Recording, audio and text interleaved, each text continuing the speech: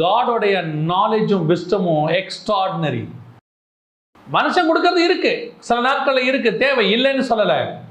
கர்த்தர் கொடுக்கிற ஆலோசனைன்னு ஒண்ணு இருக்கு. திடீர்னு உங்களுக்கு சொல்வாரு இப்படி செய்யும் பாரு, இல்லைங்க இப்படி எல்லாரும் நீ செய்ப்பா, நீ அதை செய்ய, ஆண்டவர் பேச்சை கேட்டு மட்டும் நீ செஞ்சிரு.